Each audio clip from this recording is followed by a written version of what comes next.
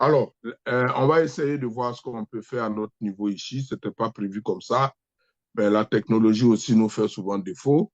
Pas grave, on va essayer. Alors, je voulais juste dire que M. Simeon Nanama, avant d'occuper le poste de conseiller régional en nutrition pour l'UNICEF en Afrique de l'Ouest et du Centre, basé donc au bureau régional de Dakar, il a successivement assumé plusieurs fonctions de haut niveau donc au sein de l'UNICEF, notamment chef de la section nutrition au Nigeria et à Madagascar, responsable de la nutrition en République démocratique du Congo, ainsi que spécialiste de la nutrition au Tchad. Alors, donc, voici quelques éléments. Madame Idé pourrait en dire plus, mais je crois que moi, je vais m'arrêter à ça, le temps qu'on échange un peu avec Monsieur Siméon. Monsieur Nanama, est-ce que vous êtes là? Si vous pouvez ouvrir votre micro, on va commencer les échanges avec vous. Monsieur Siméon, vous pouvez activer votre micro. Monsieur Alors, Siméon? voilà. Bonjour, vous m'entendez? Oui, on vous entend. Bonjour. Voilà. Bonjour. Ouais, je suis bel et bien là. Mhm. Bonjour à tout le monde. Ah, ok, super. Alors, donc, je voulais juste, en fait, ma collègue a quelques soucis, donc je vais essayer de prendre le relais. Pardonnez-moi s'il y a quelques problèmes parce que je n'étais pas préparé à ça, mais ce n'est pas bien grave. Ça fait partie de la technologie. Alors, Monsieur Siméon, quelle est l'importance de l'allaitement maternel chez les nouveau-nés aujourd'hui? Déjà, avant de rentrer dans le vif du sujet, permettez-moi, Monsieur Bamba, de vous remercier, vous personnellement et tous les membres du REMAPSEN pour cette opportunité que vous nous donnez pour discuter et parler d'un sujet assez critique qu'est l'allaitement maternel. Comme vous le savez, il y a un proverbe qui dit que le sein d'une mère est le premier plat du monde. L'allaitement maternel a une importance capitale pour le nouveau-né, tant sur le plan nutritionnel que médical, affectif et développemental. Sur le plan nutritionnel, le lait maternel est parfaitement adapté aux besoins nutritionnels du nouveau-né. Il contient 100% des nutriments, que ce soit les protéines, les matières grasses, les vitamines et les minéraux dont l'enfant a besoin pour croître et se développer. Et il contient aussi l'eau nécessaire pour les 6 premiers mois de la vie de l'enfant dans des proportions qui sont complètement idéales. Il est facilement digestible, il est adapté au système digestif et qui est encore immature du nouveau-né. Ça, c'était sur le plan nutritionnel. Sur le plan immunitaire, et encore en s'inspirant d'un proverbe en milieu aussi qui dit que tant que l'enfant est au sein, il ne connaît ni la faim ni la maladie. Et dès les premières heures, vous connaissez ce lait jaune épais qu'on appelle le colostrum, il apporte une puissante dose d'anticorps et de globules blancs qui permettent de protéger l'enfant contre les infections, notamment les infections les plus courantes qui sont responsables de la mortalité des enfants, telles que les infections respiratoires et la diarrhée. Et cela augmente, et ce lait-là se comporte comme vraiment le tout premier vaccin naturel pour le niveau-né. Donc, l'allaitement réduit aussi les risques de mortalité néonatale, surtout dans les contextes où les ressources sont limitées. Sur le plan physique et cognitif, on a des preuves que l'allaitement favorise la croissance harmonieuse et contribue au développement du cerveau. Vous savez que les 6 premiers mois, c'est la phase pendant laquelle le cerveau se développe le plus rapidement possible et il est important qu'il ait les nutriments pour pouvoir se former et le lait maternel fournit ces éléments-là, notamment les acides gras essentiels que l'on connaît souvent sous le nom des oméga et les oméga qui permettent donc de contribuer à la mise en place correcte du cerveau. Il améliore aussi les capacités d'apprentissage et la concentration et la réussite à long terme. Sur le plan affectif, je pense que je ne vous apprends rien en vous disant que l'allaitement, c'est un moment assez particulier qui permet de tisser des liens très solides entre la mère et l'enfant, des liens affectifs, des liens émotionnels, et qui permet donc de favoriser l'attachement, de procurer une certaine sécurité, pas seulement pour le nouveau-né, mais aussi pour la mère. Au niveau du long terme, qu'est-ce qui se passe quand on devient un peu plus adulte et qu'on a quelle histoire d'allaitement, comment l'histoire d'allaitement au jeune âge impacte sur le long terme? On sait que l'allaitement, les enfants qui sont allaités et qui sont allaités ont moins de risques de souffrir de maladies chroniques telles que le diabète, l'obésité et l'hypertension plus tard dans leur vie. Et cela contribue à bâtir des générations qui sont solides et en meilleure santé. Au-delà de l'enfant, il y a aussi des avantages pour la mère. On a des évidences qui montrent que l'allaitement maternel exclusif pendant les 6 premiers mois permet de réduire significativement les risques de cancer de l'utérus et les risques de cancer du sein, et favorise la récupération postpartum et peut aussi contribuer à l'espacement des naissances. Donc, en conclusion, l'allaitement maternel pendant les 6 premiers mois, tel que recommandé par l'OMS et l'UNICEF, est extrêmement essentiel pour assurer la survie, la croissance et le développement du nouveau-né. OK, merci beaucoup. Alors, on parle de plus en plus de l'allaitement, enfin, d'allaitement maternel exclusif jusqu'à l'âge de 6 mois. Quels sont les avantages liés à cette pratique? Ben, déjà, permettez-moi de rappeler ce qu'on définit par allaitement maternel exclusif. Et comme vous l'avez si bien dit, c'est nourrir l'enfant exclusivement au lait maternel pendant les 6 premiers mois de sa vie. C'est une pratique qui est recommandée par l'OMS et par l'UNICEF, car, comme je l'ai dit tout à l'heure, le lait maternel contient tout ce dont le bébé a besoin pendant cette période, y compris suffisamment d'eau, même dans les périodes, les endroits, les périodes et les endroits chauds, parce qu'on reviendra là-dessus, il y a certaines croyances qui font penser que quand il fait chaud, l'allaitement ne suffit pas. Les avantages de l'allaitement exclusif sont nombreux. Alors, il constitue un bouclier contre les maladies. Comme je l'ai dit précédemment, le lait maternel protège les bébés contre les infections courantes, que ce soit les infections, la pneumonie, que ce soit la diarrhée. Et en fait, on a des évidences suffisamment accumulées qui montrent que les bébés qui sont exclusivement allaités pendant les 6 premiers mois de la vie ont 15 fois moins de risques de mourir de la pneumonie et 11 fois moins de risques de mourir de la diarrhée comparé aux enfants qui n'ont pas été allaités exclusivement.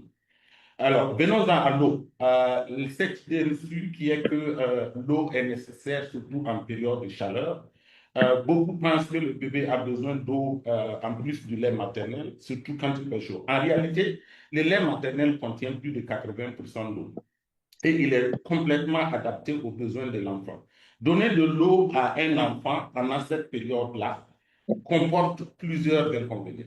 Dans un premier temps, il y a les risques d'infection, surtout quand vous êtes dans un endroit où vous ne pouvez pas avoir accès à de l'eau propre, à de l'eau potable. Mais même quand vous avez accès à de l'eau potable, l'estomac de l'enfant et du bébé est tellement petit que quel que soit le volume qui est occupé par l'eau que vous lui donnez, c'est un volume qui ne pourra pas être occupé par le lait maternel. Et donc, il réduit la quantité de nutriments qui est apportée à l'enfant. Donc, même en période de chaleur, il est démontré que le lait maternel, avec les plus de 80% d'eau qu'il contient, permet d'étancher la soif des enfants et de renforcer leur système immunitaire.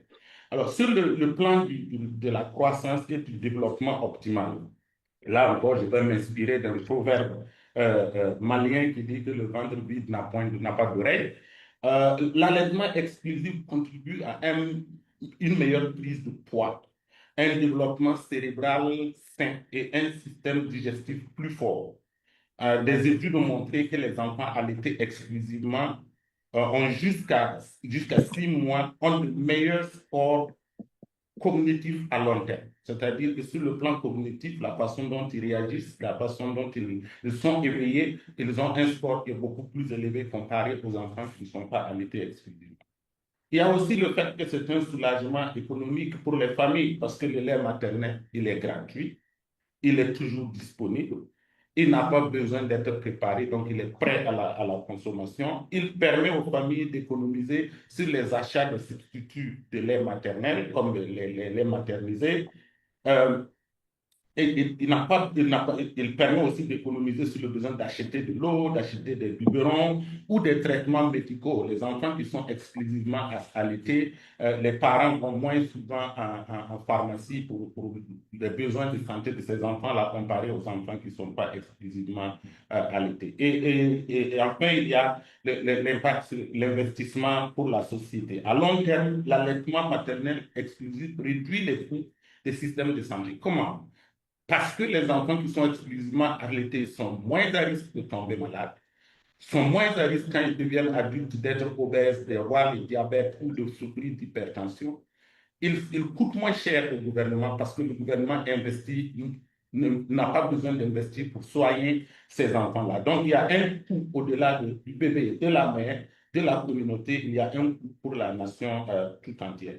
Donc, c'est pourquoi l'initiative que nous avons lancée en 2019, qu'on appelle Plus fort avec le lait maternel uniquement, ou Stronger Breast Milk Only en anglais, qui a été lancée, qui est mise en œuvre dans 10 pays de l'Afrique de l'Ouest et du Centre, encourage cette pratique essentielle. Elle vise à changer les normes sociales, corriger les idées reçues et mobiliser tous les acteurs, que ce soit les mères, les familles, les soignants, les leaders communautaires et les décideurs pour que le lait maternel soit reconnu comme un aliment exclusif et suffisant durant les 6 premiers mois de la vie du nouveau-né. OK, merci beaucoup. Alors, on comprend toute l'importance donc de l'allaitement maternel. Est-ce qu'on doit donc dire qu'il n'y a pas de défi pour l'Afrique? S'il y a des défis, est-ce qu'on peut vous demander quels sont les principaux défis liés donc à la pratique de l'allaitement maternel? Oui, merci pour cette question. C'est vrai qu'en théorie, allaiter semble simple, naturel et pratique. Beaucoup de femmes rencontrent cependant des obstacles réels, voire quelques-uns des défis majeurs dans notre région incluent le poids de la tradition et des croyances. Je l'ai dit tout à l'heure, donner de l'eau ou des tisanes à un nourrisson est une pratique répandue sous le prétexte qu'il fait chaud, sous le prétexte dans d'autres contrées que c'est un nouveau-né, on doit lui souhaiter la bienvenue, on donne de l'eau, on donne des différentes tisanes. Ce sont des pratiques qui sont souvent transmises de génération en génération et qui finissent par ressembler à ce qu'on pourrait appeler des normes sociales un peu négatives. Le colostrum est parfois perçu comme un lait sale et donc au lieu de le donner au bébé, on s'assure on l'exclut, on le jette et jusqu'à ce que le lait devienne blanc et c'est à ce moment-là qu'on commence à laiter l'enfant sans se rendre compte qu'en fait, en jetant ce colostrum, on prive l'enfant de quelque chose qui est extrêmement essentiel pour sa survie et pour son développement. Et toutes ces pratiques-là sont animées parfois de bonnes intentions, hein, mais elles exposent les bébés à des infections et perturbent la lactation. Il est essentiel de changer les normes sociales avec des messages qui sont respectueux et qui sont adaptés. Un autre défi, c'est l'influence des marketing des substituts du lait maternel. Et je pense que vous avez probablement déjà expérimenté ou été témoin de ces industries qui ciblent à la fois les mères, les professionnels de santé, parfois jusqu'à l'intérieur des maternités qui font la promotion de lait maternisé et qui disent que ce lait est de meilleure qualité que le lait maternel. Cela crée des confusions au niveau des mères, affaiblit la confiance des mères et présente qui ont tendance à voir les laits maternels comme les laits maternisés comme des laits modernes. Il faut aussi revaloriser l'allaitement maternel comme un choix fort, moderne et protecteur.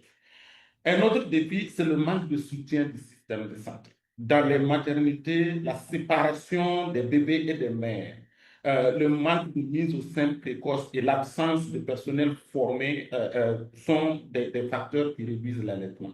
Des gestes aussi simples que mettre l'enfant au sein immédiatement après la naissance, qui normalement ne requiert pas une formation particulière, ces gestes-là ne sont pas pratiqués. On a toujours tendance à séparer, à avoir des berceaux où on sépare le bébé de la mère. Puis ça, ce sont des défis du système de santé. Les 10 étapes essentielles pour l'allaitement maternel réussi ne sont pas systématiquement appliquées et cela nuit au bon démarrage de l'allaitement. Il y a aussi le manque de soutien en dehors du système de santé. Et là encore, je m'inspire d'un proverbe qui dit qu'une seule main ne peut pas laver un enfant. Et ça, c'est un proverbe de la Côte d'Ivoire, un proverbe akan de la Côte d'Ivoire et du Ghana, pour dire qu'il ne faut pas laisser l'allaitement comme la seule responsabilité de la mère. De retour à la maison, parce que les mères vont dans les centres de santé au maximum quand le système fonctionne ou même quand le système ne fonctionne pas bien, elles y passent 1 heure maximum. Le reste du temps, elles reviennent à la maison. Et quand elles sont de retour à la maison, les mères sont souvent laissées seules. Elles sont épuisées, elles n'ont pas d'accompagnement. Sans ce soutien-là, le moindre obstacle peut conduire à l'abandon de l'allaitement. Et on a besoin donc de réseaux de soutien communautaire pour accompagner les mères pendant toute la durée de l'allaitement maternel. Et ensuite, il y a les conditions de travail défavorables. Les femmes qui travaillent, elles sont obligées, après l'accouchement, de repartir et de reprendre le travail très rapidement. Elles n'ont pas un temps de congé qui est suffisant pour leur permettre d'allaiter. Et même quand elles retournent dans le travail, le lieu de travail ne prévoit pas des espaces qui leur permettent d'allaiter correctement leur nouveau-né. Donc, il y a du travail à faire de ce côté-là. Et le dernier défi, c'est le manque de données fiables.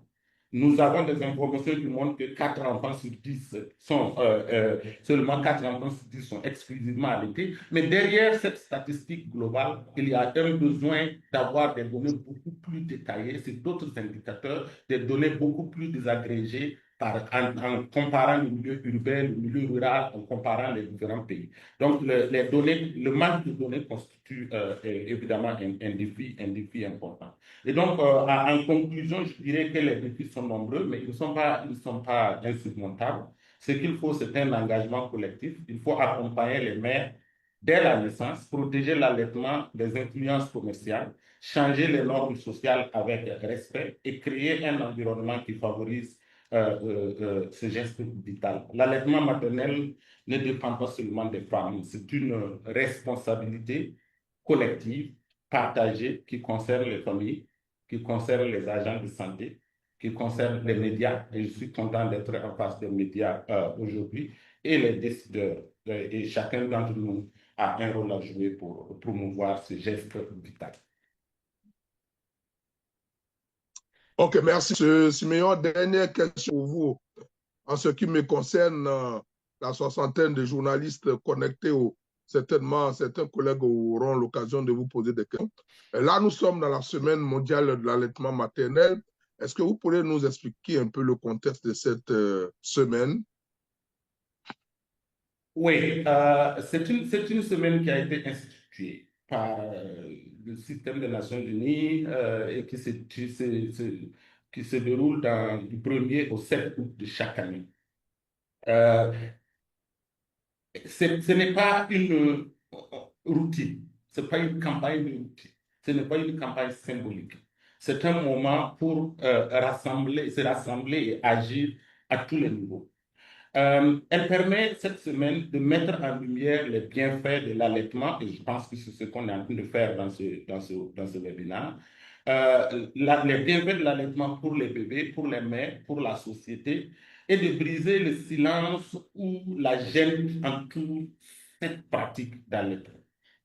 C'est aussi une occasion de remercier les mères qui allaitent. C'est important de passer ce message et de reconnaître les efforts des mères qui font l'effort d'allaiter exclusivement, de leur envoyer un message de fierté, de reconnaissance et de leur dire qu'elles ne sont pas seules et qu'on est avec elles dans la promotion de cette pratique. C'est aussi une occasion de mobiliser les décideurs, les professionnels de santé, les communautés, les médias et les familles pour construire un environnement qui favorise la pratique de l'allaitement maternel exclusif. Cette semaine nous permet aussi de poser des questions. Voilà. Pourquoi certaines femmes arrêtent-elles d'allaiter? Quel est le rôle des pères, des papas, des collègues, des chefs religieux, des journalistes pour aider les maires à continuer à pratiquer ce geste vital. Que peut faire la société pour alléger les charges mentales et physiques des femmes et leur permettre d'allaiter? L'allaitement ne doit pas être vu comme une responsabilité individuelle, mais comme un choix collectif que nous devons ensemble protéger et faciliter. Cette année encore, des actions ont été menées dans les pays par l'initiative Plus fort avec le lait maternel uniquement. Et cela comprend des campagnes radio, des ateliers communautaires, de la mobilisation des leaders d'opinion, des activités dans les maternités et les relais et les médias. Ces actions permettent de changer le regard, de lutter contre les fausses croyances et de faire avancer les droits des mères et des enfants.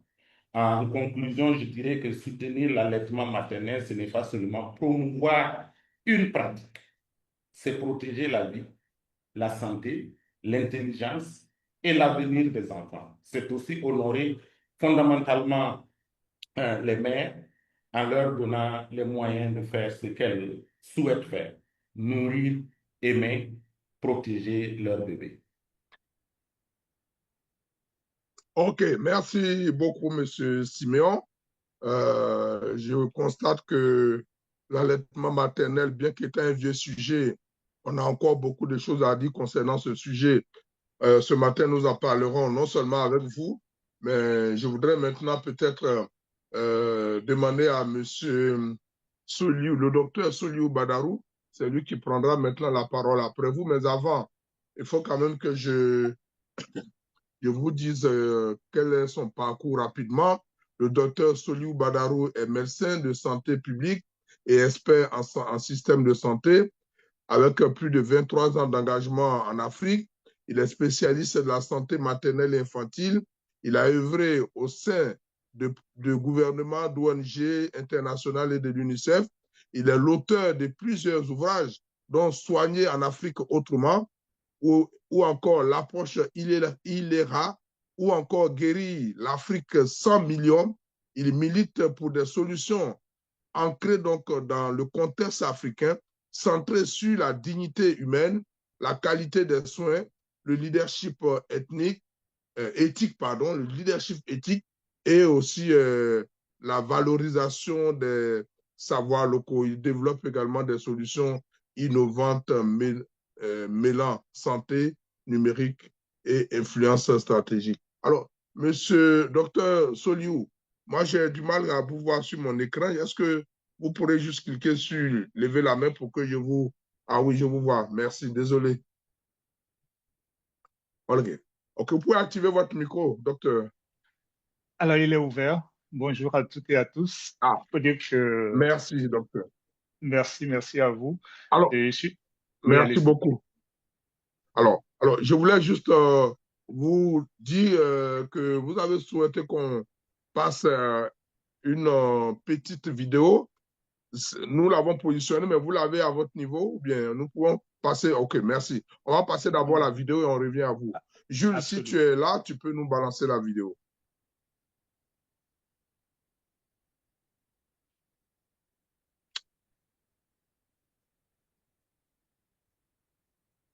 Jules, ça ne fonctionne pas? Le son? On n'a pas le son.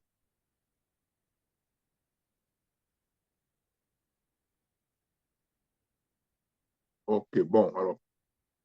Docteur, désolé, on n'a pas le son, je ne sais pas ce qu'on va faire. Alors, je vais dire juste aux collègues que tout à l'heure, nous allons leur envoyer le film et d'autres documents que le docteur Soliou nous a envoyés, donc pour mieux comprendre le sujet. S'il n'y a pas de son, on va passer à l'entretien, Jules, s'il te plaît. Il y a quelqu'un qui a levé le doigt? Non, mais bon, ce n'est pas le moment de lever la main. Non, je pense que... On va finir les entretiens. OK, Voilà. docteur, on va commencer avec vous. On a vu que vous Merci. avez des approches tout à fait innovantes basées un peu sur certaines pratiques dites on va dire, traditionnel. Quel est l'importance de l'allaitement maternel chez les nouveau-nés? Vous êtes quand même médecin d'abord. Quelle est l'importance non, ça, c'est pas vous, on a posé déjà cette question. Pourquoi adopter donc la sensibilisation par l'allaitement maternel? Adopter le conte, parce que vous proposez des contes pour pouvoir sensibiliser les populations. Pourquoi ce choix? Est-ce que les autres pratiques auraient déjà échoué? Alors, je ne dirais pas que les autres pratiques ont échoué, mais on pense qu'on peut en ajouter d'autres, en fait. Vous savez, la plupart des pratiques familiales essentielles comme l'allaitement maternel ou l'allaitement au sein, etc., on a tout fait de penser Docteur, que... pardonnez-moi. Vous Docteur, pardon. m'entendez? Jules, tu peux enlever la vidéo là parce qu'elle nous permet de ne pas voir bien le docteur en plan large. Vous coupez la vidéo et nous allons partager ça après avec nos collègues. Il faut totalement l'enlever, Jules. Allez-y, docteur. Parfait.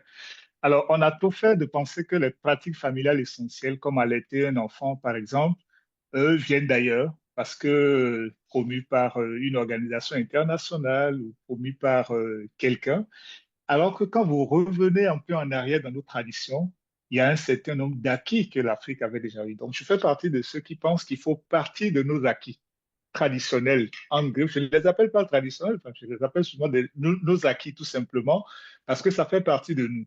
Le nouveau-né, dans la tradition de la plupart de nos pays, occupe une place importante au même titre que la mère.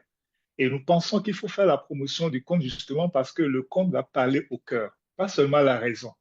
Le conte va permettre de mémoriser les images. Il facilite la mémorisation grâce aux images et à l'émotion qu'on crée chez la mère. Et Siméon a dit un truc hyper important tout à l'heure, l'allaitement maternel n'est pas l'affaire des mères uniquement. L'allaitement maternel va être l'affaire de tout le monde parce il s'agirait de créer un environnement qui permettrait à la mère de pouvoir allaiter exclusivement son bébé jusqu'à l'âge de 6 mois. Et pour y arriver, elle seule, elle ne pourra pas. Il y a la communauté, il y a les décideurs, il y a les politiques, etc.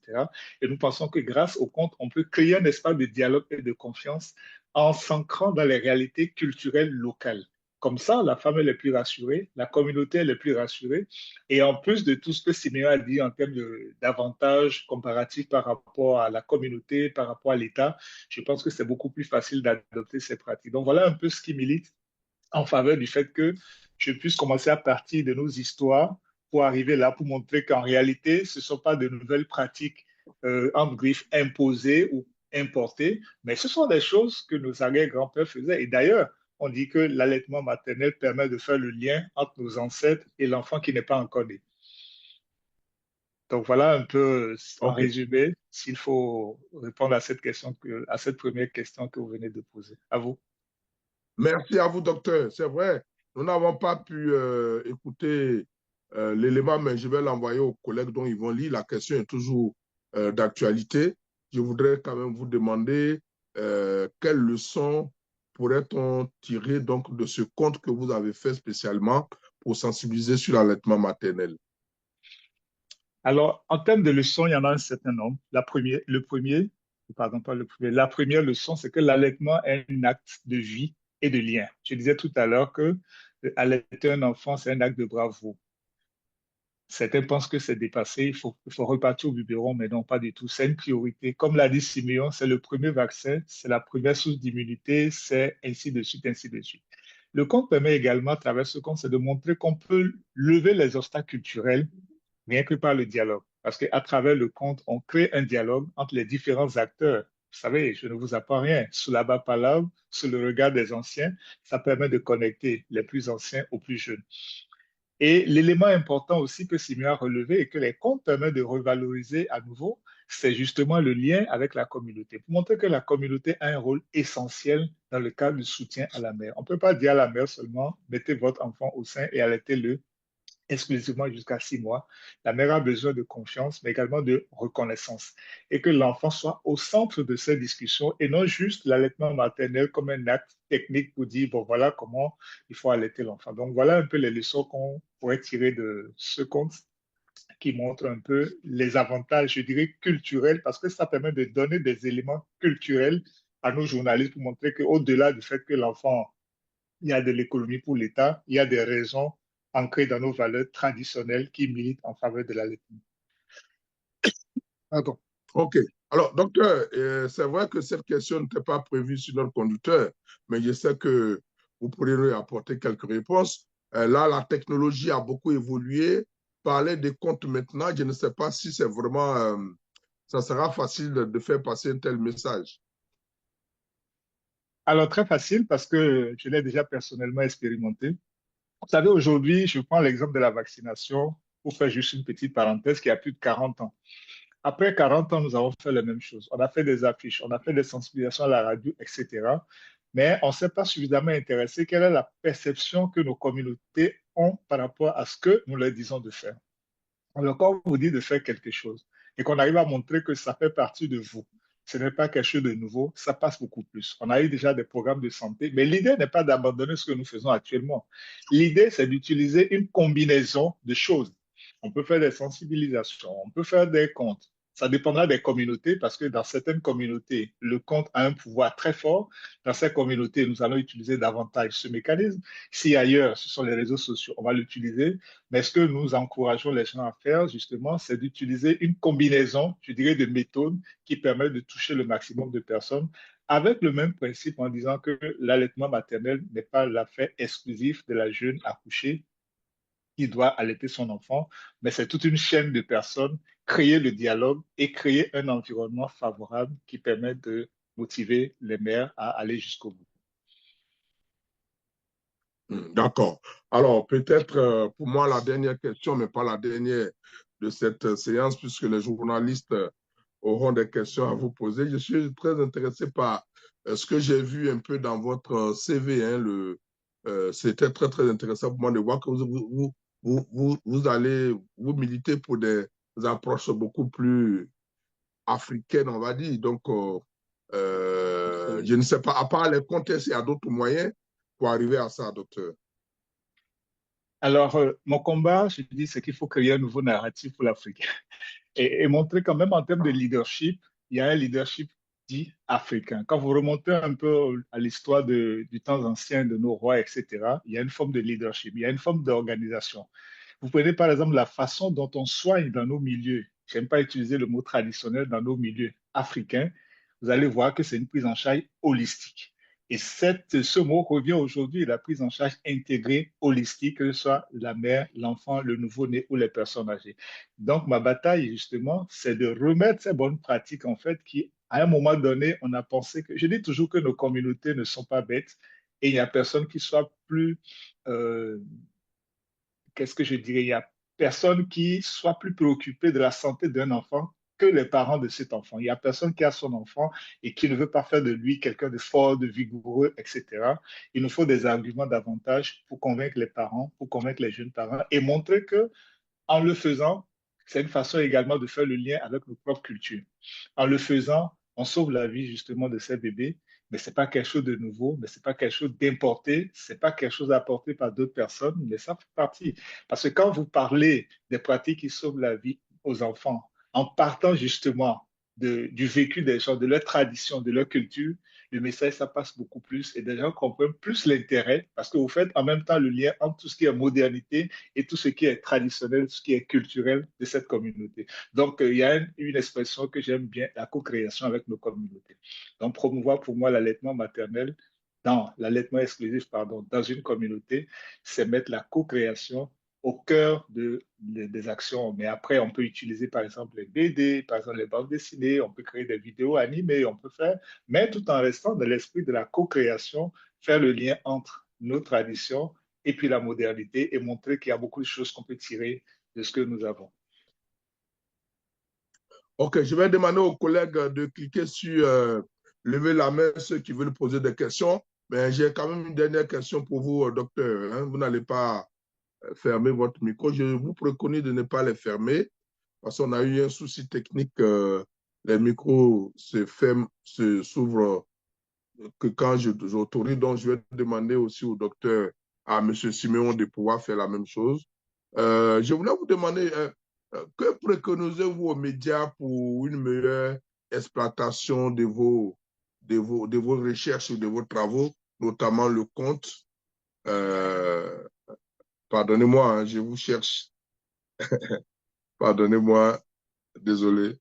Je préconise que vous gardez vos micros ouverts pour être plus proactif dans les réponses que vous allez donner. Voilà, OK. On a eu un souci technique ce matin qui fait qu'on a été obligé de faire ça. Alors, docteur, allez-y. C'est bon. Alors, pour moi, les médias sont une opportunité, je dirais, inestimable, en fait.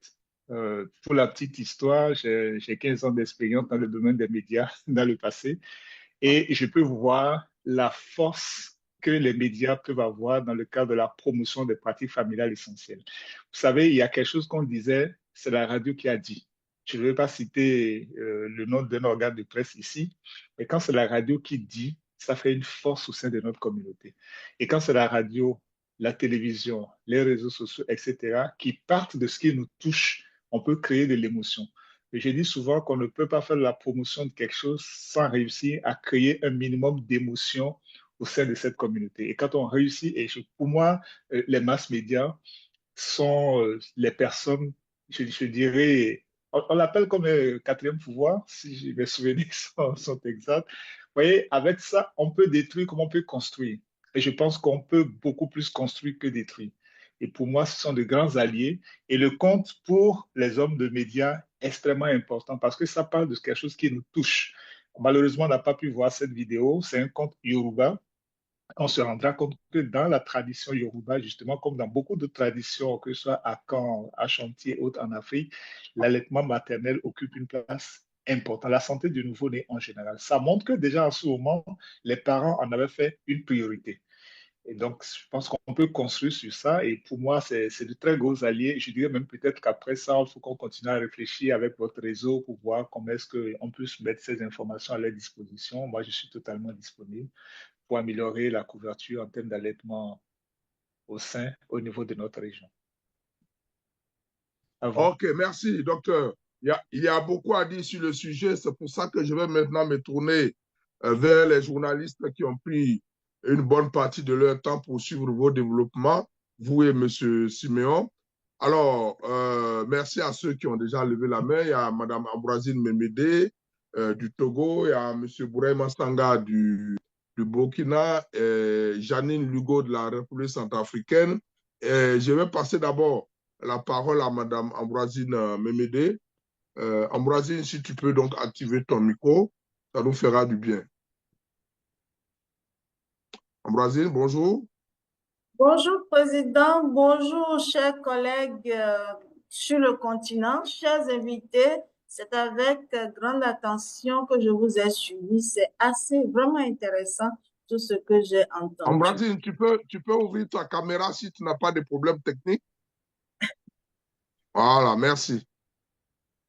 Alors, je suis Ambroisine Memede, journaliste à l'agence Savoir News basée au Togo. Je suis la coordonnatrice nationale du REMAPSEN.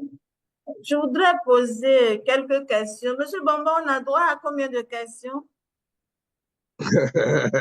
J'ai pas prévu. Allez-y, mais au maximum deux. Merci, Président. Au maximum deux. Au maximum deux. Alors, ma première question, c'est de savoir comment l'allaitement maternel contribue à l'espacement des naissances. Est-ce un contraceptif? Alors, il arrive parfois que des nourrices manquent de lait. Est-ce que dans ces conditions, une autre nourrice pourrait allaiter l'enfant d'une autre? Et quelles sont les précautions à prendre quand on sait qu'il y a des virus qui pourraient passer aussi dans le lait? Et ma deuxième question, si je n'ai pas trop abusé, c'est de vous demander de nous dire concrètement quelle différence sur le volet comportement quelle différence il y a entre un enfant nourri au lait qui a eu tout ce qu'il faut en termes d'éléments nutritifs, de protection, tout ça du lait maternel, et un enfant nourri à base de lait artificiel. Merci beaucoup. Merci, Madame Memede. Bonne journée à Lomé. On va maintenant demander à Bourema Sanga du Burkina Faso. Désolé, pardonnez-moi. Bourema Sanga, est-ce que tu es là?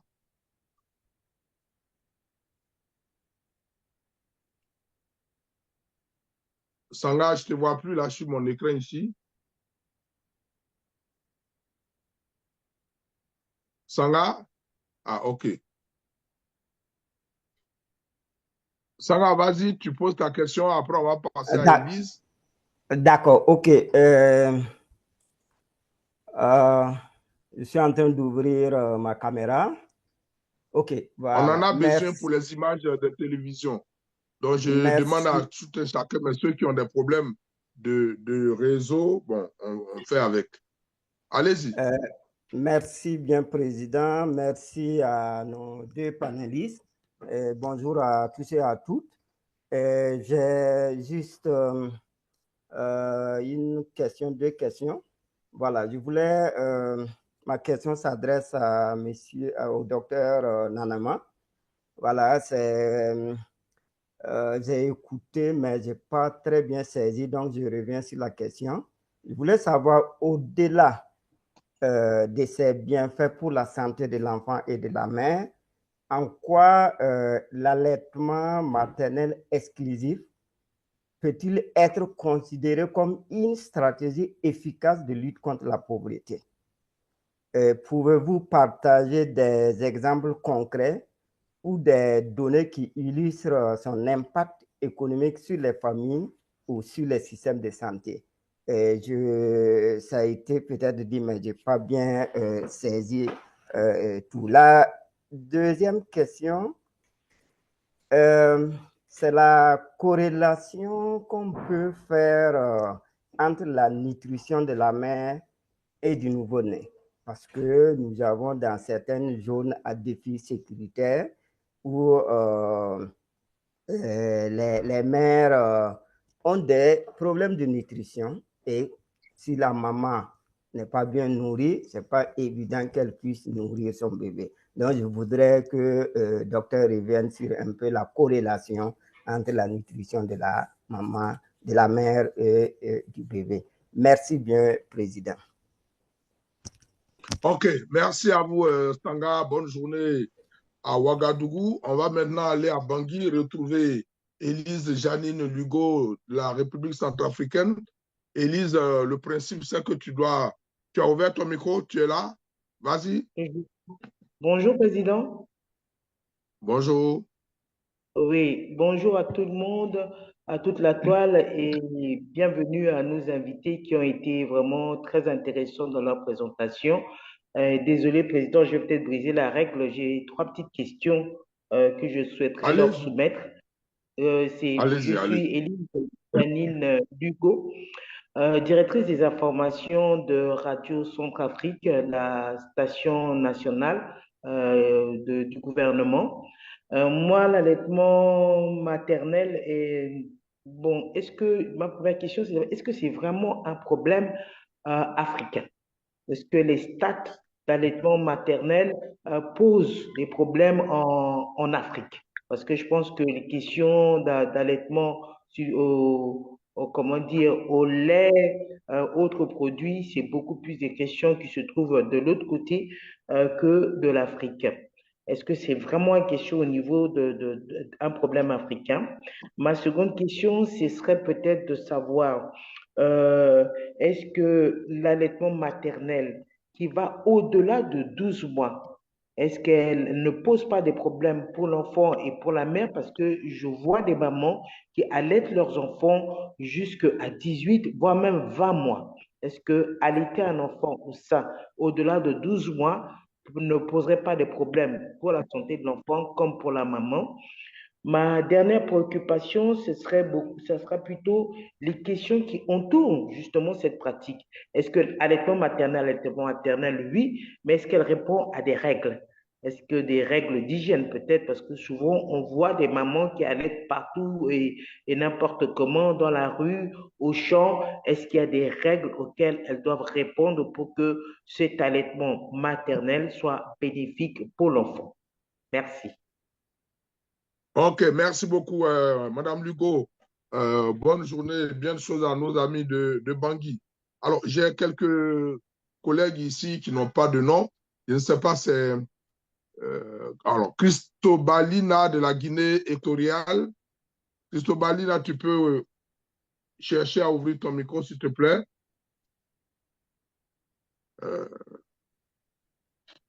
J'arrive pas à la joindre ici. C'est dommage. Ah, OK.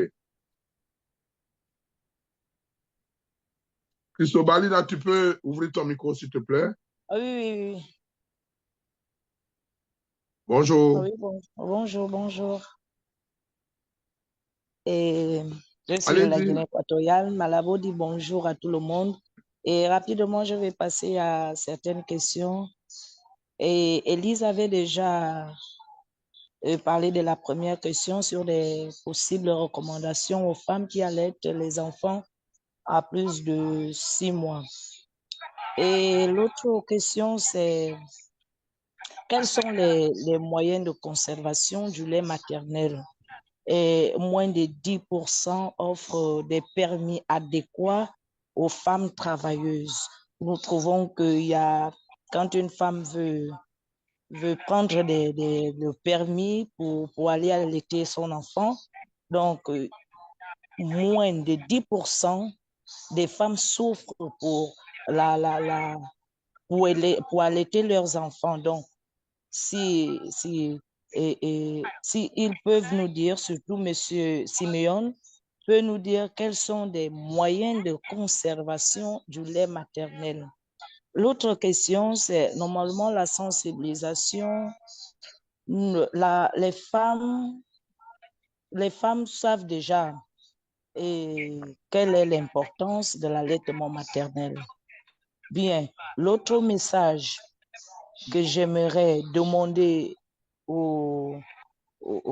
à M. Siméon ou bien au docteur Soliou, c'est sur la sensibilisation des hommes, parce que les hommes aussi doivent collaborer sur l'allaitement inclusif des enfants. Parce qu'il y a certains hommes qui ne permettent pas.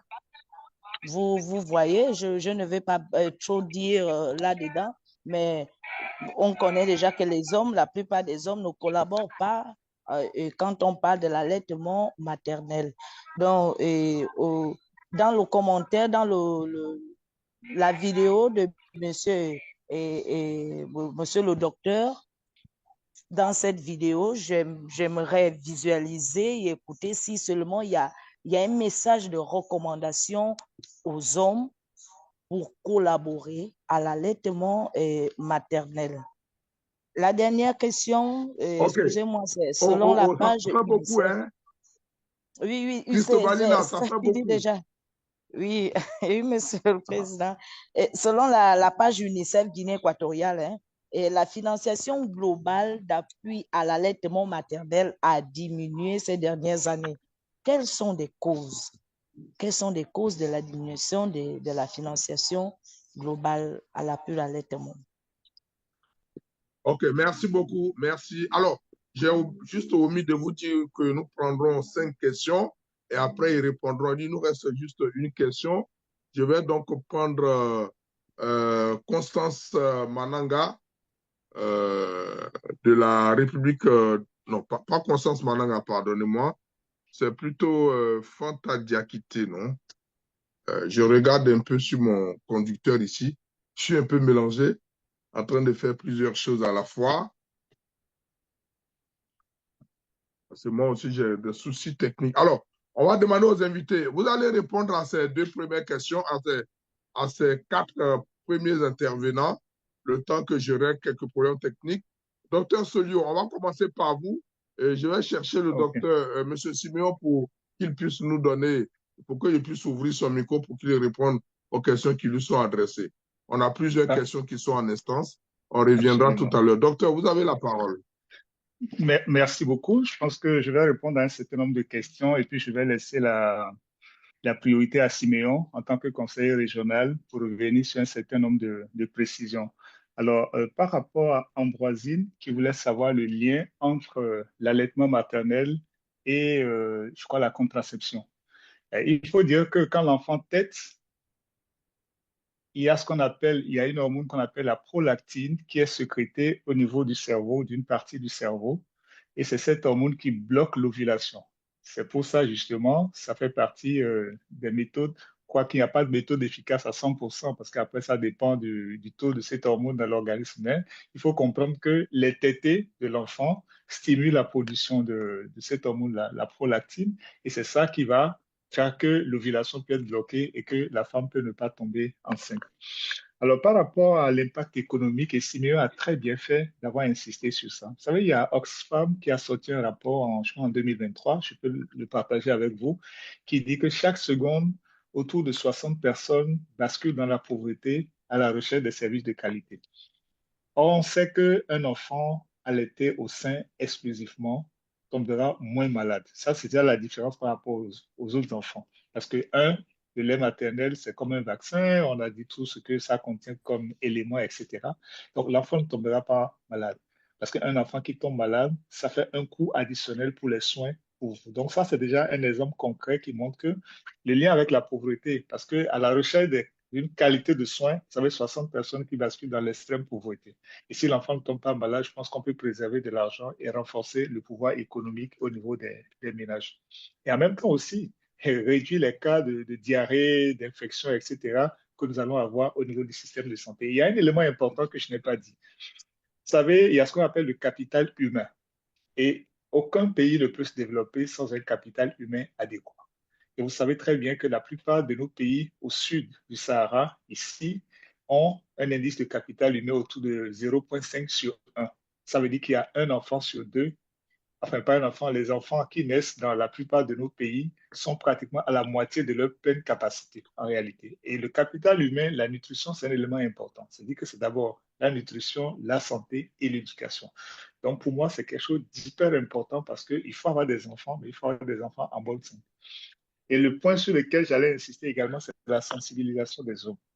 Et je crois que Siméon l'a dit, et je suis revenu sur ça à plusieurs reprises, qu'il ne suffirait pas d'encourager les mères à allaiter les enfants, mais il faut créer un environnement qui permette aux mères d'allaiter les enfants. Et cet environnement, c'est l'ensemble de toutes les personnes qui sont autour de la nouvelle accouchée. Donc, du coup, que ce soit le mari, que ce soit la communauté, que ce soit... Et c'est là où le conte va jouer un rôle important pour faire la transition. Parce que ce qu'on essaie de montrer dans ce conte, justement, c'est de montrer que, d'ailleurs, même ce conteur, c'est un homme qui va parler à des femmes. Parce que cette question va venir. C'est pas un homme, c'est pas une femme qui fait le conte dans le cas que j'ai montré. Justement, c'est pour montrer l'implication des hommes. Et ce conteur, justement, sa mère, elle est nourrice, son père est chasseur. Et l'idée, c'est de montrer que quand on allait correctement un enfant, c'est un signe de bravoure, c'est un signe d'un certain nombre de choses. Donc, pour moi, c'est hyper important. Si l'entourage de, justement, la communauté ne soutient pas l'allaitement exclusif, évidemment, ça va être extrêmement compliqué. Et quelqu'un a posé la question de savoir est-ce que c'est un problème purement africain? Non, ce n'est pas un problème purement africain parce que quand vous regardez, j'ai partagé tout à l'heure dans le chat, et Siméon pourra le contredire, vous allez voir dans certaines parties du monde, on est à 26% parce qu'on a aussi justement les produits de substitution de lait maternel. Il y a tout ce lobby également derrière. Donc, il faut continuer à encourager les mères pour que l'allaitement maternel, et je sais que même en Europe, la question de l'allaitement maternel est une priorité. Il y a même des maternités qui ont supprimé les berceaux maintenant, de sorte que quand la femme accouche systématiquement, elle puisse avoir son enfant automatiquement et faire la mise au sein précoce. Donc voilà un peu les éléments sur lesquels je voudrais répondre et laisser la primeur à Siméon pour répondre à des questions beaucoup plus stratégiques. À vous. OK, merci. Monsieur Siméon? Oui, oui, merci. Merci, M. Bamba. Merci, Soliou. Peut-être, juste pour revenir sur une des questions qui avait été posée, est-ce que l'idée de faire nourrir l'enfant par une nourrice est quelque chose d'acceptable? Je dis oui. Cependant, il y a des considérations à prendre en compte. Il faut bien sûr regarder comment est-ce que cela colle avec les réalités culturelles de la région, si c'est autorisé, ou de la localité. Et évidemment, ensuite, il faut s'assurer que la nourrice elle-même a subi des examens qui permettent de, voilà, s'assurer qu'elle n'est pas malade au point de pouvoir contaminer le bébé. Un peu, revenir peut-être un peu sur les liens entre pauvreté et allaitement. Je pense que celui a donné la réponse au niveau individuel ou plutôt au niveau ménage. C'est vrai que lorsque vous avez des enfants qui ne sont pas nourris exclusivement au sein, ils ont plus tendance à tomber malades. Et tombent malades, vous allez plus souvent en pharmacie, vous investissez plus d'argent pour les soigner, et donc ça entraîne un coût qui contribue à réduire votre capacité à sortir de la pauvreté. Lorsque on le regarde par contre au niveau macro, au niveau pays, l'allaitement maternel, l'absence d'allaitement maternel entraîne chaque année globalement 820 000 morts d'enfants. Mais c'est autant de personnes qui ne pourront pas contribuer à l'économie globale et à l'économie des pays. Ensuite, à travers les investissements qu'on fait pour soigner les enfants qui sont plus souvent malades parce qu'ils n'ont pas été exclusivement allaités pendant leur enfance, les investissements qu'on met dans le système de santé pour traiter des gens qui sont affectés par des maladies chroniques, diabète, obésité, surpoids, hypertension, qui résultent du fait qu'ils n'ont pas été exclusivement allaités, ça c'est... Et en fait, le Global Breastfeeding Collective estime que globalement, mondialement, on perd environ 1 milliard de dollars par jour à cause du manque de l'insuffisance d'allaitement maternel à travers tous ces canaux où on investit, où on met de l'argent qu'on aurait pu mettre ailleurs. Et qu'au niveau des pays, en moyenne, les pays perdent 0,5% de leur GDP dû aux insuffisances dans le domaine de l'allaitement, que ce soit à travers le besoin de traiter les enfants, mais aussi le fait que les enfants qui ne sont pas suffisamment, exclusivement allaités, cognitivement sont moins bien développés, vont devenir des adultes qui sont un peu moins productifs que ceux qui sont exclusivement allaités. Donc, je voulais ajouter ces éléments-là pour compléter la réponse. La corrélation entre l'état nutritionnel de la mère et l'état nutritionnel de l'enfant. Cette corrélation existe même en dehors de l'allaitement maternel, mais en fait il commence même pendant la période prénatale. Pendant que le fœtus est dans le ventre de sa mère, la façon dont le fœtus va se développer dépend intimement de l'état nutritionnel de la mère. Évidemment, après la naissance, dans des situations extrêmes, je dis bien dans des situations extrêmes d'insécurité alimentaire, il peut arriver que certaines mères, parce qu'elles sont elles-mêmes extrêmement mal nourries, ne puissent pas produire suffisamment de lait pour leur enfant. Mais je dois dire que ce sont des cas qui sont rares. Je sais que les gens ont tendance à sortir cet argument, surtout dans les zones qui sont affectées par des conflits où on a des déplacements de population avec une augmentation de l'insécurité alimentaire. Mais ce n'est pas aussi répandu que ça et que ça ne devrait pas constituer l'excuse majeure pour ne pas pratiquer l'allaitement maternel exclusif. Janine a posé une question, est-ce qu'allaiter au-delà de 12 mois ne pose pas de problème pour la santé de l'enfant? Pas du tout. En fait, la recommandation de l'OMS et de l'UNICEF est qu'on doit poursuivre l'allaitement jusqu'à l'âge de 23 mois. Plus longtemps l'enfant est allaité, mieux il se porte. Donc, il n'y a pas d'effet, d'impact négatif à avoir de l'allaitement prolongé sur la santé de l'enfant ou même la santé de la mère. Ce qui peut arriver, c'est peut-être que l'environnement, comme on l'a tous dit, ne permet pas, n'apporte pas le soutien nécessaire aux mamans pour avoir cet allaitement prolongé. Et là, il faut travailler sur ces aspects environnementaux et il faut continuer à encourager l'allaitement, l'initiation précoce de l'allaitement dans l'heure qui suit la naissance, l'allaitement exclusif pendant les 6 premiers mois de la vie, l'allaitement continu jusqu'à l'âge de 23 mois de l'enfant. Allaitement et hygiène, oui, allaiter au champ, allaiter au marché.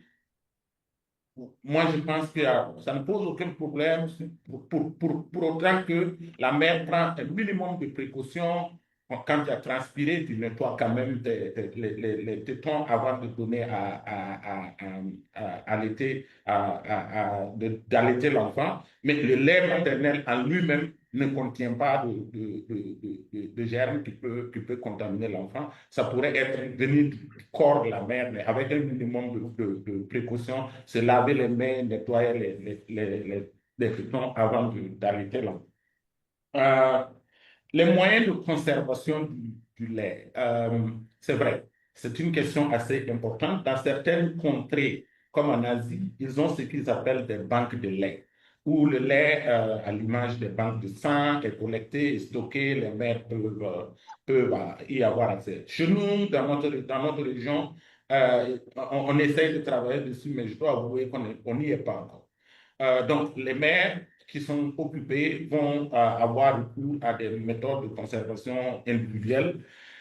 Et ça marche relativement parce que, par exemple, on sait que le lait peut être conservé à la température ambiante, 25 degrés, jusqu'à 4 heures. Idéalement 4 heures, mais entre 6 à 8 heures, le lait peut être conservé à température ambiante s'il est conservé dans un récipient bien sûr propre et dans un endroit propre. Il peut être conservé au frigo à 4 degrés pendant une durée moyenne de 4 jours, mais qui peut s'étaler de 5 à 8 jours. Et évidemment, si vous le mettez au congélateur, bon, vous pouvez, à moins 15 degrés, vous pouvez le conserver pendant 2 semaines.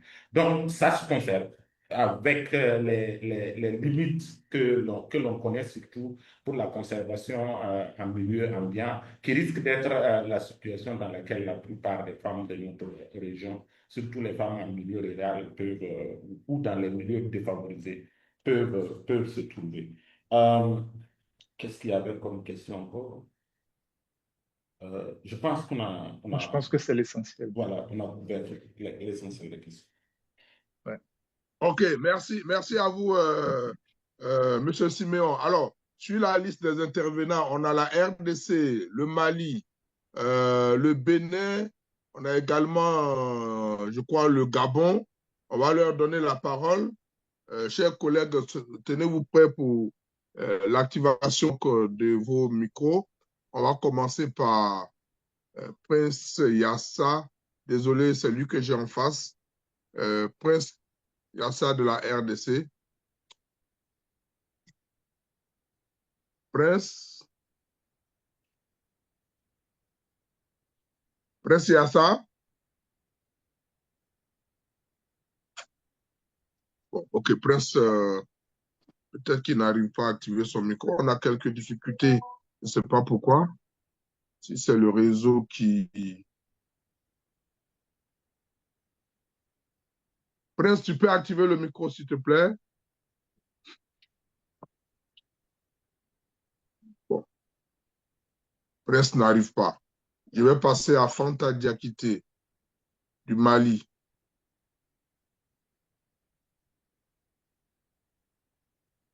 Fanta Diakité?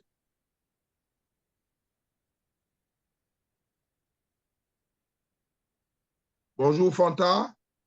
Oui, bonjour Président, bonjour tout le monde. Bonjour. Et félicitations à nos 2 présentateurs que j'ai beaucoup apprécié. L'allaitement, c'est toujours une thématique qui me tient vraiment à cœur parce qu'on dit un enfant en bonne santé passe par une bonne nutrition, précisément l'allaitement maternel. Cela m'amène à poser 2 questions à nos panélistes. La première, et c'est pour que l'enfant puisse bénéficier des 3 saveurs de lait maternel. Est-ce que ça ne sera pas mieux que l'UNICEF essaye vraiment de s'appuyer sur le levier la technique de lactation auprès des mamans depuis la naissance de l'enfant au niveau des centres de santé au sein de la communauté. La deuxième question, c'est vraiment de voir la possibilité d'organiser une campagne au sein de la communauté avec le REMAPSEN, pour que la communauté puisse savoir quel est le rôle et la place qu'elle joue pour soutenir la maman afin qu'elle puisse vraiment allaiter l'enfant jusqu'à l'âge de 6 mois. Et après cela, commencer la diversification alimentaire. Parce que cette problématique, c'est vrai, nous dirigeons nos écrits vers les autorités pour qu'ils puissent avoir des aires de tétée au niveau des services et de nos différentes entreprises également privées.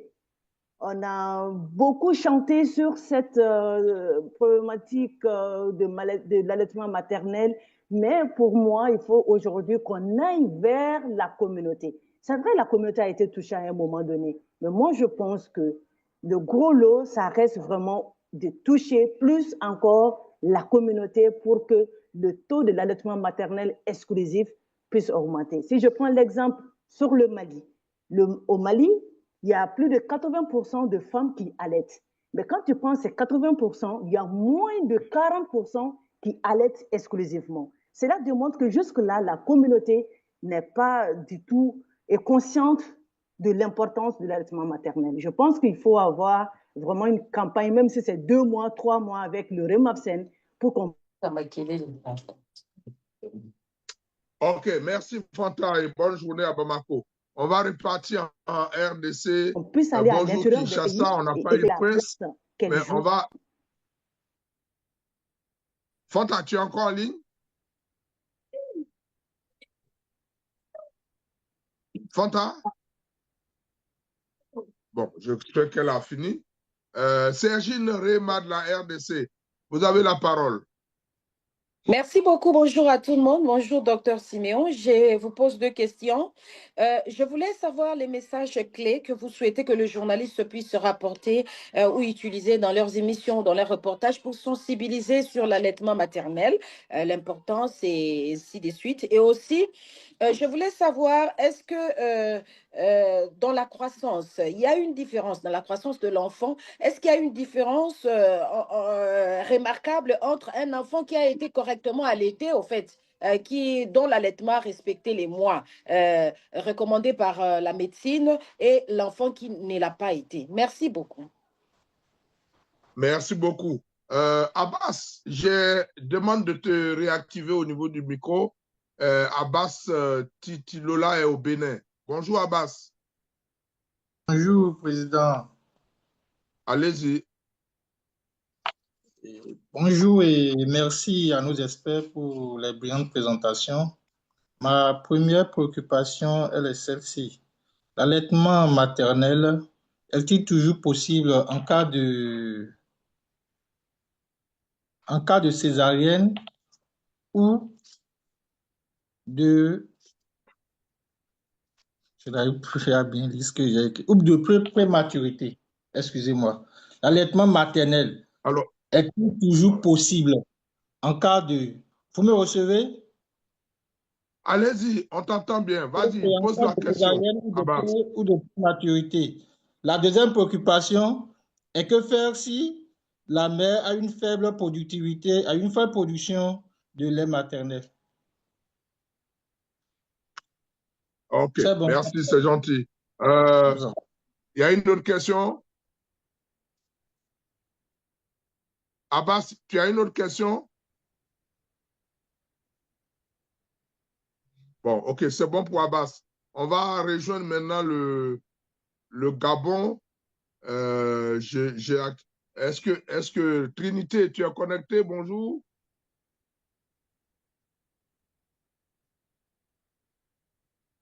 Bonjour Trinité au Gabon. Ah, ok, difficile. Pas grave. On va donner la parole aux panélistes. On va essayer de prendre des invités, des questions pour la troisième et dernière partie. Monsieur Siméon et docteur Vous avez maintenant la parole pour les questions, docteur Soliou. OK. Je vais commencer par la question de... Pour la campagne de lactation, je vais laisser cette question à Siméon par rapport à l'ouverture au niveau régional. Par rapport à la question de savoir si la césarienne est une contre-indication pour l'allaitement maternel, mon avis, c'est non. La césarienne n'est pas du tout une contre-indication pour l'allaitement maternel, y compris pour la prématurité. Maintenant, je vais toujours laisser Siméon, je ne sais pas s'il y a des évidences, mais pour ma part, je pense qu'on encourage même d'ailleurs parce qu'un enfant qui naît prématuré a besoin beaucoup plus de ce qu'on appelle de renforcer son immunité, de renforcer un certain nombre de choses. Et pour moi, le lait maternel est quelque chose d'extraordinaire. Alors, une question qui veut savoir que faire par rapport à la faible production de lait. Je crois que Siméon en a parlé. C'est vrai qu'il peut y avoir des situations un peu exceptionnelles.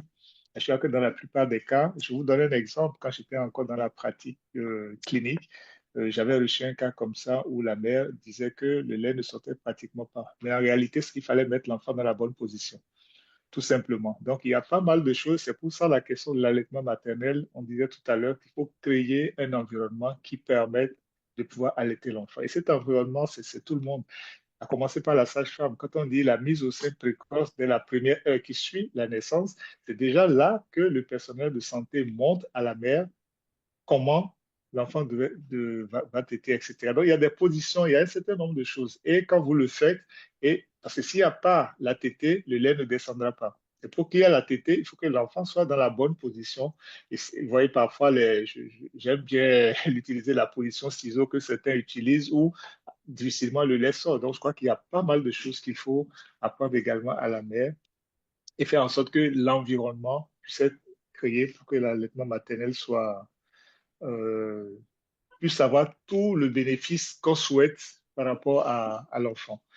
Donc, je crois que ce sont les deux questions auxquelles je vais répondre. Je ne sais pas s'il y a d'autres. Siméon va peut-être compléter. S'il y a des évidences, il pourra toujours les partager avec nous. À vous. Merci Sodio, merci à tout le monde pour les questions. Je vais peut-être commencer par commenter sur deux suggestions que j'apprécie et je vous remercie pour ça. Les messages clés que nous voudrions que vous passiez. Je verrai juste après ce webinaire avec une de mes collègues, nous avons développé des infographiques qui comportent des messages clés. On verra à trouver, c'est assez lourd, mais on trouvera un moyen pour M. Bamba, avec votre permission, pour le partager avec l'ensemble des participants, des membres du réseau, pour que vous puissiez vous en inspirer pour les messages à faire passer. J'ai aussi apprécié la proposition de la participante du Mali sur une collaboration sur une campagne au niveau des communautés. Je pense que M. Bamba, on pourra aussi en discuter après cet événement-là. La question sur la différence dans la croissance. Oui, il y a une différence. En général, les enfants qui sont allaités qui sont nourris de lait artificiel, dans leur jeune âge, paraissent plus dodus. Voilà. Et donc, ça crée un effet de leurre parce que l'enfant paraît plus dodu, on pense que c'est meilleur. Mais en réalité, ça a des répercussions plus tard dans sa vie. Ça l'expose plus tard à des crises, à des trucs comme le surpoids, l'obésité, etc. Alors que le bébé qui est nourri exclusivement au sein, au début, juste dans les mois qui suivent la naissance, il n'est pas aussi dodu, mais il n'est pas maigre. Il a juste une taille complètement normale. Okay? Et donc, cette différence que l'on constate dans les premiers mois de la vie est souvent utilisée de façon un peu, je dois dire, insidieuse et non véridique pour faire la promotion des substituts de lait maternel. Mais en réalité, ça a des répercussions plus tard sur la croissance des enfants quand ils deviennent un peu plus, à un âge plus avancé, et ça a des conséquences quand ils atteignent l'âge adulte. Bon, je crois que la césarienne et la prématurité, celui en a parlé. Nous avons pendant un certain temps regardé à nos données parce qu'on pensait effectivement, on s'est posé la même question. Mais en réalité, là où on voit un impact de la prématurité et de la césarienne, c'est plutôt sur l'indicateur d'initiation précoce à l'allaitement. Mettre l'enfant dans l'heure qui suit la naissance. C'est cet indicateur qui généralement prend un coup, mais ce n'est pas l'allaitement maternel exclusif. Et donc, on travaille là-dessus, à voir comment, avec nos collègues du secteur de la santé, on va quand même essayer de maintenir, de réduire ou de limiter l'effet de ces cas-là sur les indicateurs d'allaitement. Ensuite, il y avait une question sur voilà, la lactation. C'est une question pertinente. Pas plus tard que la semaine dernière, nous avons organisé à Lomé, ensemble avec l'OMS Afro, un atelier dont le but est de redynamiser l'initiative des hôpitaux amis de bébés. Dans le cadre de cette redynamisation, la formation sur la lactation occupe une place centrale. Et l'idée maintenant, c'est de plus de faire des hôpitaux amis des bébés comme on le faisait dans l'ancien temps, mais plutôt de la structurer, de faire en sorte que ce soit structuré, que les différentes étapes fassent partie des standards des hôpitaux, y compris bien sûr la formation des agents de santé sur la lactation, qui je dois reconnaître des 10 étapes d'initiative hôpitaux amis des bébés, c'est probablement une des étapes les plus lourdes, mais qui est extrêmement importante. Voilà, donc je pense qu'on a fait le tour. On a fait le tour des questions. Merci beaucoup. Merci à vous, chers experts. On va passer maintenant à la dernière phase des questions. Alors, je vais dire aux collègues, quand je vous demande d'ouvrir vos micros, après vous refermer, ça devient compliqué, hein? S'il vous plaît. Quand je vous donne l'accord d'ouvrir votre micro, vous ouvrez puis vous attendez. Ça veut dire que je suis prêt à vous donner la parole. Certains ouverts, certains ont refermé. Constance Mananga de la RDC, vous avez la parole. Bonjour. Bonjour Constance. Bonjour à tous, bonjour Président, et merci à nos panélistes qui ont vraiment été à la hauteur. Je voulais poser la question. Je suis Constance Mananga, je suis de la télévision nationale, mais je suis du REMAPSEN, représentant du REMAPSEN à l'étranger. Et je voulais poser la question à Dr Namana sur l'initiative plus fort avec les laits maternels. Est-ce que cette initiative est dans tout le pays de l'Afrique de l'Ouest et du Centre, et comment travaille-t-il? Et puis, est-ce que l'initiative travaille seulement pendant la période de la semaine de l'allaitement, ou il y a aussi des activités qui sont prévues pendant tout le temps, parce que on sensibilise pour que l'allaitement soit vraiment exclusif à tout le temps, ce n'est pas seulement pendant la période de la semaine de l'allaitement maternel. Et puis, docteur Soulou, je voulais savoir, est-ce que son système de comptes a-t-il produit des résultats par rapport à la sensibilisation sur l'allaitement maternel? Merci. Merci Constance Mananga. On va maintenant repartir au Gabon. J'espère qu'on aura plus de chance que la première tentative. Michael Mukwangi Mukala, c'est à vous de prendre la parole. Ok, bonjour à tous et bonjour Président, et merci encore de m'avoir passé la parole. Vous m'entendez, j'espère? Oui. Ok, d'accord, merci. Alors, je suis Michael Mukwangi, je suis le fondateur de La Lettre Verte, qui est un média gabonais spécialisé dans le domaine de l'environnement.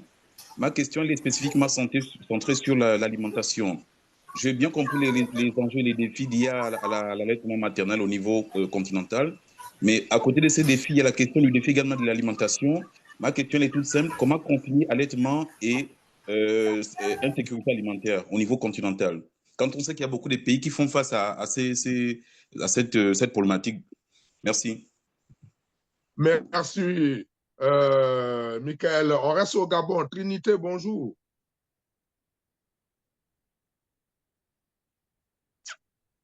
Trinité Nzong, bonjour. Bon, ok, Trinité ne répond pas. Autant je vois que son micro était ouvert, je ne sais pas, elle referme à chaque fois. Trinité, bonjour. Si tu es là, tu nous réponds. Bonjour, ou on passe bonjour à un Président. autre. Bonjour, bonjour. Vous m'entendez? Allez-y, allez-y. On vous entend. Bonjour, Allez-y, madame. Bonjour, Président. Bonjour aux panélistes. Bonjour. J'avais deux questions à poser, mais la première question a été déjà posée par la Guinée équatoriale. La deuxième question va s'adresser au docteur Saliou Badourou.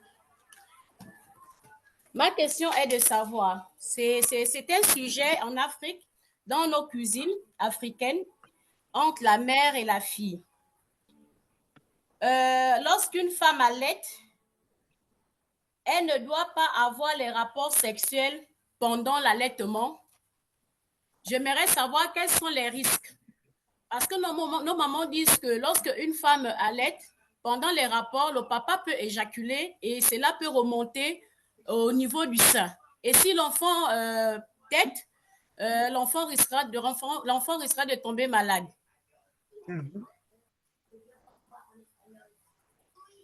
Ok, c'est tout pour toi?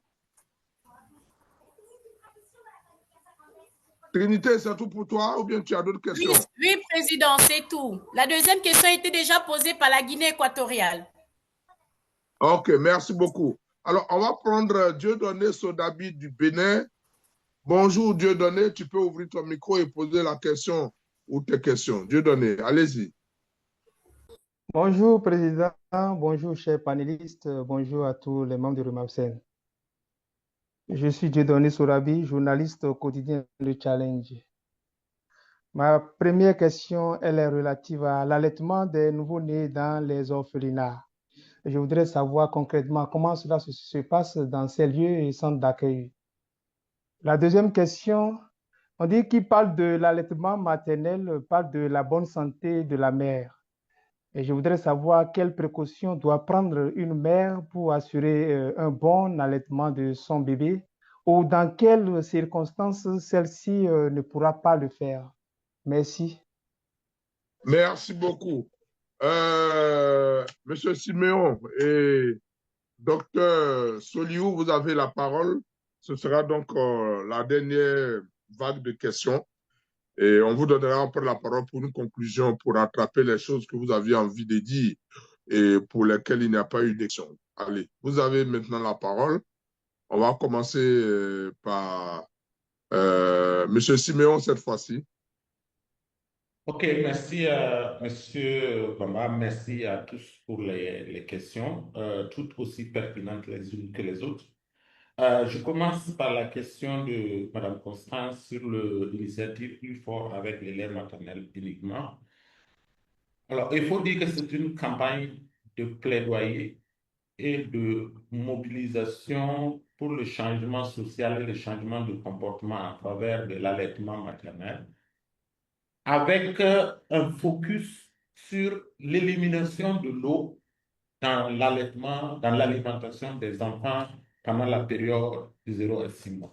Pourquoi cela? Parce que on a l'analyse des données que nous avons eu à conduire a montré que le principal défi qu'on a avec l'allaitement maternel exclusif, c'est le fait que les enfants reçoivent de l'eau.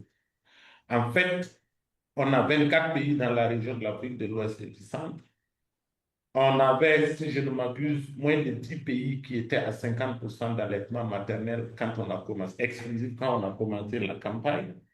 Mais on s'est rendu compte que si on éliminait l'eau de l'alimentation des enfants de moins de 6 mois, on augmenterait le nombre de pays on doublerait, sinon même qu'on ferait plus que doubler le nombre de pays qui seront atteint 50% d'allaitement maternel exclusif. Donc, on avait une campagne qui se focalise uniquement sur réduire l'eau, la présence de l'eau dans l'alimentation des enfants de moins de 6 mois.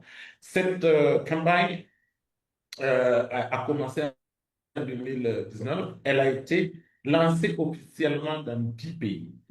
Donc, ces 10 pays l'ont officiellement lancé. Ça ne veut pas dire que les autres pays ne l'appliquent pas. En fait, on a 18 des 24 pays qui l'ont adapté et qui l'appliquent au niveau de leur contexte. Ce n'est pas une activité ponctuelle, c'est une activité de tout le temps. Okay? Ce n'est pas juste pendant la semaine mondiale de l'allaitement qu'on travaille dessus, c'est un travail continu. Mais en fait, et pour prendre l'exemple de la RDC d'où vous êtes, nous avons travaillé avec le Programme national de nutrition, le PRONANUT, et le ministère en charge de la communication a développé un plan stratégique de communication en soutien à l'initiative plus fort avec les laits maternels uniquement. On a fait une formation à distance des gens et ensuite, suite à cette formation, ils ont dû développer un plan stratégique de communication qui doit être mis en œuvre à tout moment, pas seulement pendant une période donnée. Michael pose une question extrêmement importante. J'aime bien cette question parce que c'est vrai, l'enfant, il ne faut pas faire une séparation entre l'allaitement et l'alimentation. L'allaitement, le lait maternel, on l'a dit, est suffisant pendant les 6 premiers mois, mais après les 6 mois, il y a nécessité d'introduire des aliments de complément. Et c'est vrai que en général, quand on parle de sécurité alimentaire, quand on parle d'alimentation, on parle d'alimentation de manière générale, pas avec la sensibilité qui est liée aux enfants. Un enfant, en matière de nutrition, n'est pas juste un petit adulte qui va avoir besoin d'un petit morceau de ce que l'adulte mange pour croître. Il a des besoins extrêmement spécifiques. Il a besoin d'une attention particulière quand il s'agit de son alimentation. Et c'est pour cela que nous avons lancé depuis 2022 l'initiative qu'on appelle Premier Aliment, First Food Africa, qui est une initiative qui vise à collaborer étroitement avec le secteur privé et avec le secteur public pour transformer les systèmes alimentaires de sorte à ce que ces systèmes alimentaires répondent mieux aux besoins nutritionnels qui sont spécifiques des enfants. Donc, avoir un regard enfant sur les interventions liées à la transformation des systèmes alimentaires, liées à la transformation, à l'alimentation des compléments. Donc, il s'agira, en partenariat avec le secteur privé, s'engager dans la transformation des aliments locaux pour les rendre disponibles, adéquats pour les enfants, promouvoir des politiques publiques délibérées qui vont permettre d'avoir accès aux enfants qui va permettre aux enfants des couches les plus démunies d'avoir accès à ces aliments de complément, travailler sur des normes et des standards qui définissent clairement qu'est-ce qui est approprié pour alimenter un enfant dans nos régions, et aussi travailler sur une stratégie de communication et de marketing social pour promouvoir ces aliments. Donc, on n'a pas oublié le volet alimentation, on a des efforts qui sont en cours dans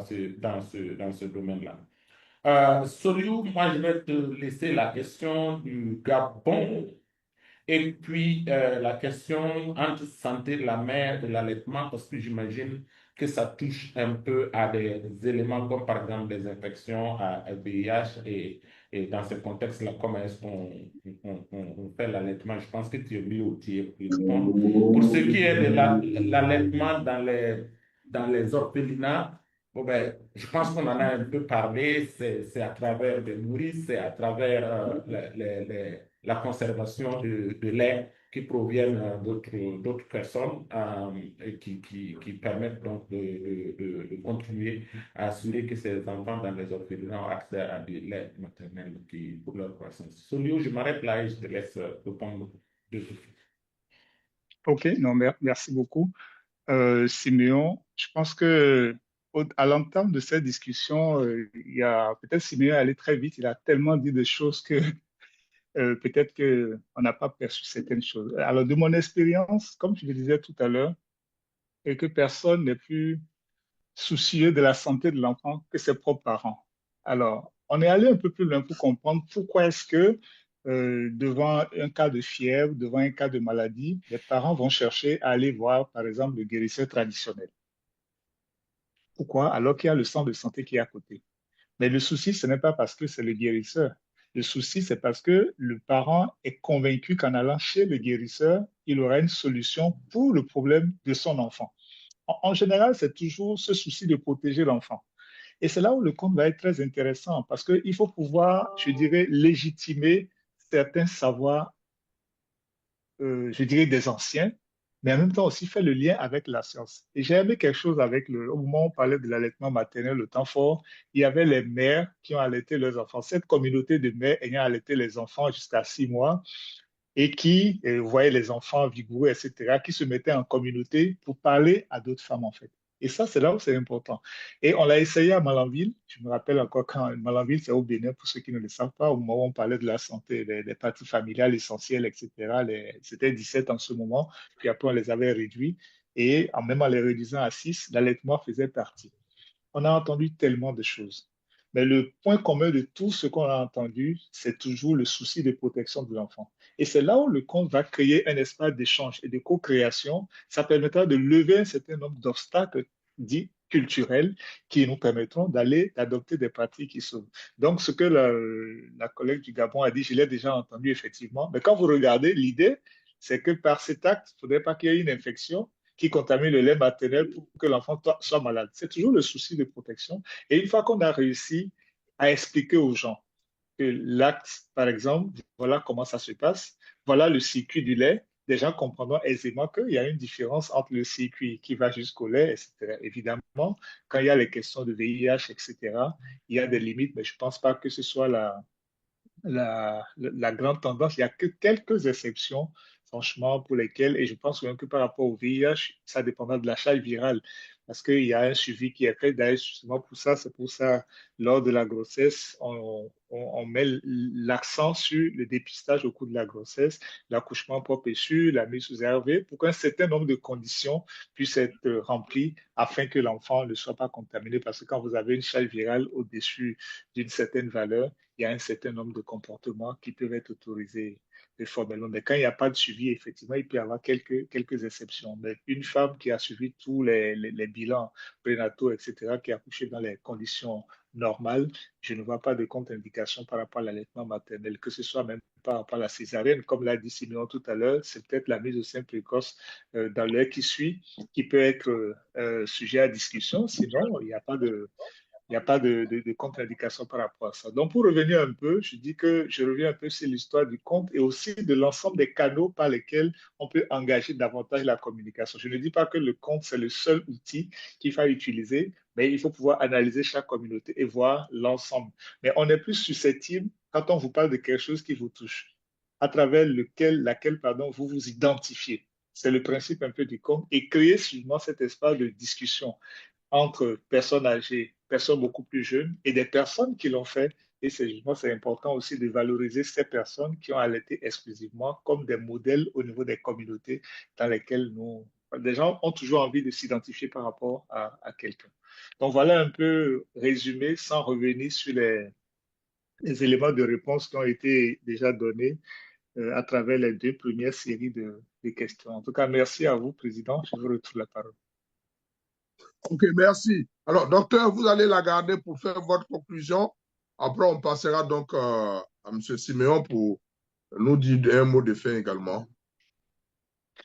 En tout cas, très content d'avoir contribué à cette discussion et je pense que le président, moi, ma doléance va être de pouvoir en faire beaucoup plus souvent et même au-delà de la nutrition. Parce que pour moi, les hommes des médias sont des alliés du secteur de la santé. Je reste convaincu que régler les problèmes de la santé n'est pas seulement l'affaire des professionnels de la santé, parce que la santé, elle est tellement vaste, multidimensionnelle.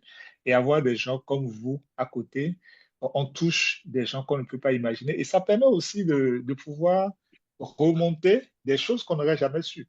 J'ai lu dans le chat tout à l'heure, quelqu'un disait que moi, j'ai jamais entendu cette affaire de culture, rapport sexuel, etc. Oui, Et c'est à travers ces discussions, parce qu'il y a beaucoup d'interactions, des émissions interactives qui permettent de collecter un certain nombre d'informations, de les traiter et de dissiper les rumeurs, en fait. Parce que quand vous avez entendu, je vous donne un petit exemple peut-être pour terminer, quand on avait eu la situation de Covid dans un des pays de la région, tout de suite, on avait dit non, les gens sont réticents à la vaccination, ils sont abaissés. Mais il a fallu qu'on fasse une étude pour montrer que si on réglait un peu la peur au niveau des professionnels de la santé, on pouvait convaincre davantage les communautés. Et c'est ce qu'on a fait dans ce pays pour améliorer la couverture par rapport à la vaccination Covid. Donc, en tout cas, moi, je voudrais compter sur votre soutien. Et merci à Siméon. Je sais qu'il se bat beaucoup pour la région, pour les questions de nutrition. Et la nutrition, justement, pour moi, peut être une porte d'entrée pour aborder également les autres questions liées à la santé, à la nutrition, pourquoi pas à l'éducation également, parce que comme je le disais tout à l'heure, ce sont ces trois piliers qui permettent de renforcer le capital humain au niveau de nos pays. En tout cas, merci encore à vous de m'avoir convié à cette session. Merci à vous, docteur. Vous avez vraiment compris pourquoi nous avons créé le REMAPSEN, hein, parce qu'il faut maintenant que les journalistes aillent vers l'information. Nous sommes d'accord que nous ferons toujours des couvertures médiatiques de vos activités, mais il y a des sujets pour lesquels nous voulons mieux comprendre les choses. Donc, c'est l'une des raisons qui ont soutenu donc la création du réseau des médias africains pour la promotion de la santé et de l'environnement. Nous sommes tout à fait disponibles. Nous travaillons déjà avec l'UNICEF depuis le début de notre organisation. L'UNICEF a financé d'ailleurs pour le REMAPSEN un forum des médias justement sur la santé infantile. C'était, je crois, à Lomé du 21 au 23 novembre. Donc, nous sommes tout à fait disponibles parce qu'il faut faire avancer l'information vers les populations. Merci beaucoup. Monsieur Siméon, est-ce que vous pourrez nous dire juste un mot de fin? Merci, M. Bamba. Déjà, je vais vous remercier, vous et les réseaux, pour cette plateforme formidable que vous nous offrez pour parler des sujets importants qui touchent au bien-être et au développement des enfants. Je pense que ça fait déjà 2 fois que vous nous offrez cette plateforme-là pour parler de la nutrition et on apprécie énormément. Je retiens de la discussion d'aujourd'hui que 2 sujets sont sur la table, sur lesquels on pourrait continuer la discussion. C'est cette activité au niveau communautaire pour promouvoir l'allaitement, mais c'est aussi vous donner des supports qui vous permettront d'extraire des messages clés que vous pouvez faire passer à l'occasion de cette semaine de l'allaitement. Et ça, on va s'y atteler et à vous les partager immédiatement après la fin de ce webinaire. Je voudrais peut-être, avant de finir ici, M. Bamba, permettez-moi de reconnaître les efforts de quelqu'un qui n'est pas ici avec nous, c'est nos collègues de la section communication, Stéphanie, qui a battu un travail considérable pour permettre, avec ma collègue Harmonie, qui est derrière les rideaux, et qui ont travaillé pour permettre à ce webinaire-là d'avoir lieu. Vraiment, je voudrais les reconnaître officiellement devant vous tous. Et encore une fois, vous dire merci et puis essayons de maintenir ces liens et de faire avancer les différents agendas en faveur des enfants. OK, merci à vous, Monsieur Siméon. Je rappelle que vous êtes conseiller régional en nutrition pour l'UNICEF en ce qui concerne l'Afrique de l'Ouest et du Centre. Vous êtes basé donc à Dakar, au Sénégal. Et docteur Soliou, merci également. Vous êtes médecin de santé publique et expert en système de santé, spécialiste de la santé maternelle et infantile. Moi aussi, je dois remercier Stéphanie. Nous travaillons ensemble sur plusieurs sujets. Elle a été très, très efficace pour ce webinaire. Je lui dis merci de là où elle se trouve.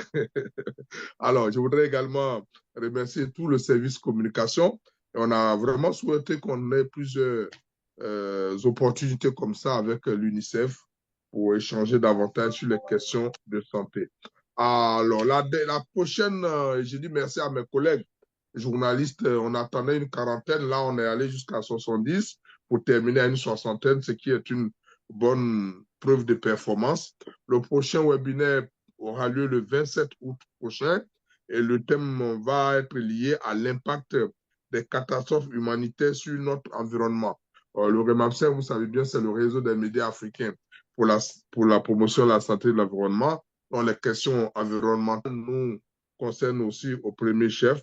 Nous en discuterons avec un ou des invités. Voilà, ce ne sera pas maintenant le temps de vous déballer tout ça. Merci à tous et à toutes les amis. Vous savez ce que vous avez à faire. N'oubliez pas que cette webinaire a été organisé dans le cadre de la Semaine mondiale de l'allaitement maternel. C'est l'événement qui sert de prétexte. Donc, en faisant vos papiers, n'oubliez pas de signaler cela. Ça a commencé le 1er, je pense que ça va se terminer demain. Entre-temps, demain, c'est le 7 août. Donc, peut-être que dès ce soir ou demain, ou toute la semaine, vous aurez à faire des productions. Merci et bonne journée, bonne soirée. De là où vous êtes, le Remapsen se porte bien. Et merci à tout le monde. À bientôt. À bientôt. Ciao, ciao. Bye bye. Merci.